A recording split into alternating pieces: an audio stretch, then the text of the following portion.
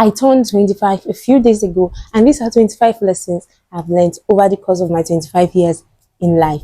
Well, I will not say over the course of my 25 years, because when I started truly learning lessons of life, it was probably when I was around 10. So let's say 15 years of knowledge, of experience, or 25 years in making. Because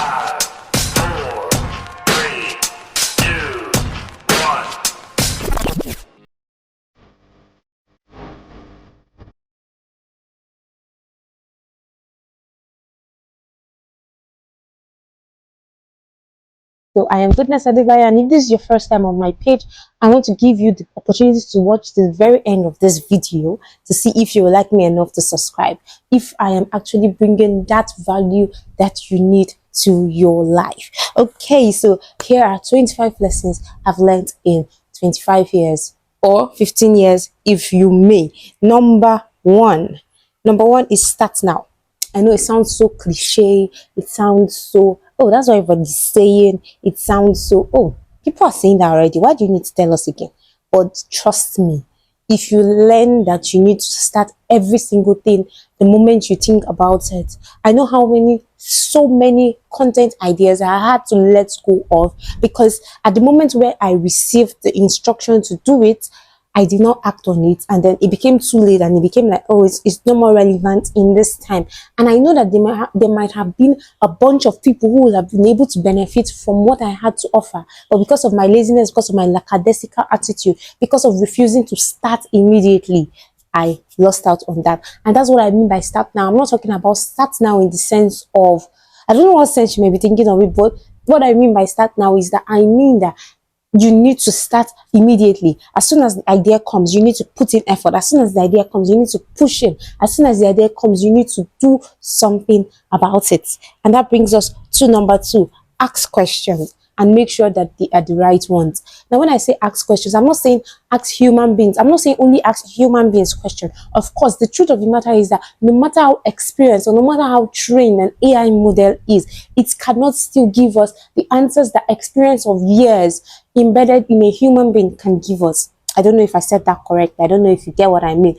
No matter how trained an AI model is, it cannot give us years of experience that a human being can give us. So ask people questions. Your models, ask your role model question, ask your mentors question, ask people around you question. Make sure that there is a wealth of knowledge surrounding your person, surrounding your being, and make sure you're asking the right question.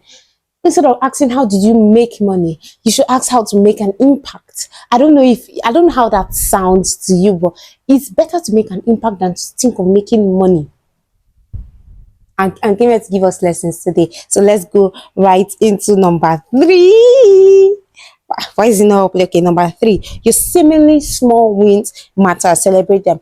I had to learn this the hard way, because most times when I achieve things and they are not big, in terms of big, like they're not mighty, they're not huge. I remember graduating from the university. I'm not really doing anything about it. All I did was take a couple pictures. On my graduation day, I was stuck in my room all day. Then in the night, I went for a program, I danced, and that was all. Like, I saw people celebrate their graduation like it was something big. And truthfully, it was something big. It was something that I should have celebrated. But I felt like it was coming late. I don't know why I felt that way, but I felt like it was coming late, and I was like, I'm over this. I'm not supposed to be doing this now. The time to celebrate was far, but that I achieved that feat was something worth celebrating. And I learned this the hard way. No matter how small the win may be, celebrate it. I celebrate my 10K, my 10 subscribers. I celebrate my 16 subscribers. I celebrate each step of the way. Each day, if I get a new subscriber, I celebrate, because it is what celebrating. Number 4, tardiness is unclassy. Some of us were so in-depth in being tardy. What leads to everything? What leads to our appointments, doctor's appointment, school appointment, what leads to lectures, what leads to classes, what leads to exams, what leads to church.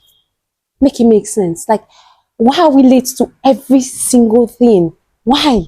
We're supposed to be just like it. Anytime I come in contact with people who make impact, because I know someone personally who is an impact maker, that's the word to use for her, but she's always tardy. I've never had an appointment with her where she would come earlier than me. it was always off-putting for me. I mean, she's someone who always makes an impact everywhere she goes, but she's tardy, and it always put me off. I'm like, I don't know, does it make sense to be tardy? Tardiness is unclassy. That is number 4. And number 5, exploiting others makes you uncut. That's the word, uncut. Like, why do you think that you need to ride on others to achieve your goal? What happens if we can win together? You don't need to exploit others to achieve your goal. You can achieve your goal without exploiting them. You don't need to play mind games. You don't need to gaslight people for you to achieve success. You can achieve success without that. And then number 6, procrastination is a thief. And that brings me to reiterate my first point. I said, start now. Yesterday you said today. I know we're all familiar with that phrase that they say yesterday you said today, and today you said you're going to say tomorrow. When are you finally going to start? Procrastination is a thief. It is a thief because the time you could have invested to get what you need, you're going to spend that time doing nothing, and at the end of the day you're going to be gaining nothing. And you do not want to gain nothing. You want to gain something.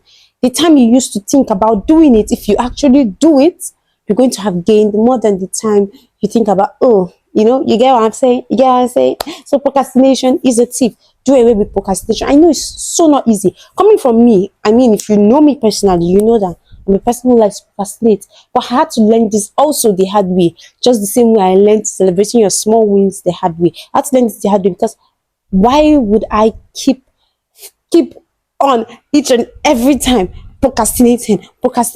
I mean, I was not able to get a lot of things done, and then it just kept piling up in my future, and then I had just this whole list of things that I was not able to do. I mean, we're moving on. Number 7, have a plan. Have a plan. Do not walk into life with Sarah. What will be will not be. What will be is what you make be. Does that make sense?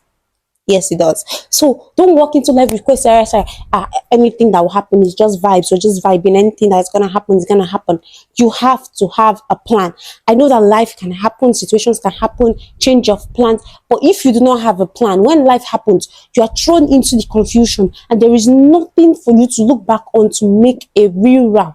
So you're just like there. When life happens, you're just like, okay, what's next? Life, what else do you want to throw at me? But if you actually have a plan, when life throws a situation at you, you can take a step back, take a deep breath, and say, okay, from here, where do I go? And just to say something, if you know that you don't have a plan, you can actually use the SMART method of setting goals to set your plans.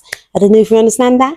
And then number 8, start small. I know I say start now. That dream in your mind is big, but you need to start with the littlest of the things. You want to touch 1,000 orphans. Are you touching your neighbor? Are you touching the people in your community? Are you touching the people in your church? Are you touching them first? Because you need to touch them first. They need to feel your impact, and that is where it grows. A seed produces a tree. As tiny as a seed is, it produces a tree. But it must first be a seed. You can't take a tree to produce a tree. It makes no sense. So a seed must first come, die, and then produce a tree. Okay. I'm tempted to say praise the Lord, and I'm going to say praise the Lord. Okay. Where are we? We are in number 9. Number 9 is finish what you start. There's a book that is How to Finish Everything You Start. Oh my God, I've forgotten the name of the author. If I remember, I'll put it right there. During editing, that's what I mean. I'll put it right there. The name of the book and the author. That book says that the major reason people fail to finish what they start is because they are afraid of success. Blew me away. I'm like, okay, how can one be afraid of success? Shouldn't it be that they're afraid of failure? Yes, that is there. But there is a part where you're like, oh, okay, if I succeed, if I finish this thing, what's next? The truth of the matter is, if you have a plan, there is always a plan after a plan. So you need to finish everything you start. Don't leave things unattended to. Don't start and then just leave them and be like, okay, I've started. You guys said we should start, so now I'm starting. Yeah, so okay, what's next? So you need to push through to finish what you started. Number Number 10, stop feeling entitled to others. I know I said it before, but like to say it again because you need to hear it multiple times. Don't feel like anybody's property is yours to have. Don't feel like anybody's thing is yours to claim right on. There's a scripture, Second Thessalonians chapter 3, I think. I made a YouTube short on it. If a man will not walk, let Second Thessalonians 3 verse 10. Yes. If a man will not walk, let him not eat. The Bible said it, not I. So stop feeling entitled to others. Yes. And number 11, read a book. Read a book, read books, read multiple books, read multiple articles. Expand your mind. Like there is a beauty that comes with knowing something. I don't know. I feel anytime I step into a situation and people are talking and I have something to contribute, not just I'm just talking baselessly of things that I heard people say, but of things that I've made research of my own, things that I've been able to study and pull out by myself. It makes me feel empowered. I'm like, oh, okay, lady. I don't know. It just makes me feel empowered. It makes me feel strong. It makes me feel bold enough to say what I want to say. But anytime I'm in a situation whereby I've not made enough research about that topic, when people are talking, I'm just like, oh, okay, I have nothing to say. I'm not going to open my mouth. I'm going to be shut because I rather not look like a fool, right? Yes. So read a book, learn skills, learn as many as you can. There is no skill that is a waste. There is never a skill that is a waste. Learn as many skills as you can. Continue improving your portfolio. You can improve your portfolio. You can build as much as you want. There is so much. There is what so much to learn. Don't say, oh, I learned this already, so I'm going to leave it. That skill is going to come to play someday in your future. And number 13, we have take care of your body. Somebody, we echo it for the people at the back.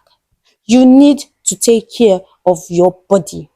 Skincare, drinking water, eating the right meals, planning rest periodically. I cannot stress this enough. No matter how hard you work, if you do not rest, you cannot reap the fruits of that hard work. Because you're going to be so stressed that you're just going to be like, okay, I'm done. I just want to leave.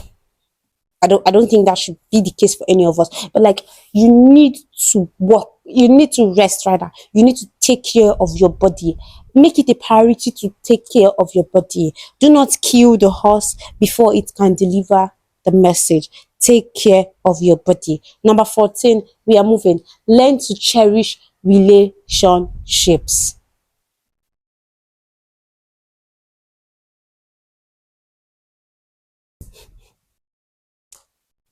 Learn to cherish relationships. Don't be that person with a scissors. You're so quick to cut. You're so quick to cut everybody off from your life. I don't care. I don't care. I don't care. Don't be that person. Be that person that cherishes relationships. And I know that just sometimes are where we have to cut people off. I do not I disagree with that. But don't be quick to cut them off. Cut people grace, cut people slack, right? Give them grace for their excesses. Don't be in a hurry to end every relationship that you might have. That's not going to work for you. You don't want that to happen to you, right? Okay, so we're moving forward. I'm at number 15 now. So it says learn to respect yourself and even others. You need to respect, that the things that we hear every time, everywhere, where people say things like, oh, okay, the way you present yourself, the way you carry yourself is the way people are going to treat you, is the way they're going to respect you. That is true. Very, very true to a very certain degree. Also, you need to learn to respect people. I know that there are people who you will respect who will not respect you back. Point taken, point noted. But you need to learn to respect people. Don't be that person who they meet for the first time and they're like, "Oh, okay, why are you acting like that?" I know there are some people you meet for the first time and they give you, but you should not be quick to, truthfully, because you need to take into account that they may be having a bad day and that's the reason they are throwing hands, but they're throwing hands with their words, right? But you must also recognize that your first impression matters. And I'm taking that with me. So I should know you as a peace loving person. I should know you as a respectful person to me, to my person. I should know you, and you should know me as a respectful person to you. So as I'm respecting myself, I'm respecting you too as a person. Number 16, set priorities and stick to them. You have a scale of preference. Do not let anybody come to gaslight you into thinking, oh, okay, you can shift your preference. For me, my scale of preference, I have God on the top of my list. I have family. So you as a friend, you come third. You cannot make me think that, oh, my family is having an event, I should leave them and show up and turn up for you. No, no, no, no, no, no, no. That's my priority. For my family, I cannot leave God and turn to my family. God has to always come first. So those are my priorities. You have to have those priorities. You have to set those priorities and you have to stick to them. Stick to your priorities. Don't let anybody, don't shift your priorities for anybody. Don't think that, oh, there might be a time where I might be, or just think about it and just like move it things around. Put my friends first, put my family next, put God third, put my work next, put my work first, put my career, put my life. Like the priorities, you should stick to them. Don't let anybody make you change what it is for them. Right? So set priorities and stick to them. Number 17, it is okay not to have everything figured out. Make a plan as you go. I already said make a plan. So when I say it's not okay, it's okay not to have everything figured out. As I said, life can happen. So when life happens, you don't know anything again. Continue to make a plan. I don't think I need to explain this further. I've explained before. The video will be too long if I explain. So let's go to number 18. Not everybody will like you, and that's okay. Hard pill to swallow. For being a people pleaser like I am, I wanted everybody to like me. I wanted everybody to see me and go, oh goodness, oh my gosh. It's impossible. Because you as a person, you don't even like everybody. Even as Jesus has already commanded that we should love everybody. As people, we don't even like people. There are people who are like, "Ah, my vibe doesn't really vibe with her vibe, so I'm not gonna vibe with her." Get the gist of what I'm saying, right? So make peace with the fact that not everybody is going to like you. Once you make peace with that, you can move on with life. Make peace with the fact that not everybody is going to like you. Number 19, failure is a part of success. Learn to embrace it. When you fail, you've learned one way it cannot be done. Once you fail, you just learn one way it cannot be done. It's a part of the success story. There is no success without failure. You need to learn the ways it cannot be done. So you learn the right way it can be done. So you keep on that path. See the way I'm feeling myself as wisdom is pouring from my mouth. I don't know what I'm doing. Number 20, happiness is a choice and not a destination. Happiness is something you choose every day. You choose to be happy every day and you push ahead to be happy with it every day. It's not a destination. You can't say, oh, when I finally buy my Benz 2025 model, what will happen to 2026 model? Does it mean that you're going to be happy with 2025 model even in 2050? Is that what it means? That you're going to be happy with it? Because if we say that that's the destination, doesn't mean that once you buy it, you're going to be happy with it and you're going to stick with it. That even when other models, other better models, when flying cars come out, doesn't mean you're going to be okay with just sticking with the one you already have from 25, 30 years ago. But if you choose to be happy in every situation, every circumstance, you're going to find out that happiness is a choice. Number 21, passion evolves. Allow yourself to grow. Growth is important. Like if you know me, you know that I'm a big preacher of growth. I learned this from my dad. That is one of the things that we need to learn in life. Growth is important. Growth is necessary. Growth is like the air that human beings breathe, right? So growth is important. Allow yourself to grow. Your passion for things can strengthen and it can reduce as well. I don't want to go in depth, but that's just the truth. So it can strengthen and it can reduce. So your passion for things, allow yourself grow. Don't box yourself and be like, oh, okay, this is my passion for now, and that's what I'm gonna stick to. What if it doesn't work that way again? What are you gonna do? Okay, so number 22, that's where we are at. Oh my god, we're almost done. Number 22, okay, take risks even though you are careful. Take calculated risks. Sometimes you need to take a big leap. That's the truth. But you can't be taking a big leap every day. If you're taking a big leap every day, you are just going to be falling into risks. You're going to fall into danger. You're going to be falling. So take calculated risks and take big leaps when necessary. So take calculated risks when make sure you are careful. Listen more than you speak, you grow faster. See, growth again. Growth cannot just leave me. Growth cannot just leave me. Listen more than you speak. When you listen, you get more. When you speak, you take more. You are going to learn more, you're going to grow more, you're going to be stronger, right? Number 24, that is where we are. Consistency is key. Let me pinch myself to warn myself that. Are you hearing that? Goodness, consistency is key. You need to keep at something to get better at it. Practice makes better. I learned that practice does not make perfect, because really there is always an improvement to things. There's always an improvement to something. So practice makes better. Practice makes better. And number 25, the one I love the most, be grateful, because be grateful. It could be worse, it could be better, but you're still alive, you're still pushing, you're still starting now, you're still being a better version of yourself, you're still growing, you're still learning, you're still moving with passion and zeal. So be grateful. And those are 25 lessons that I have learned over the course of 25 years, or 15 years if you may. Okay, so those are 25 lessons, and I am so grateful that you're one of the people who I get to share this with, right? And these things can also be likened to our faith as a Christian.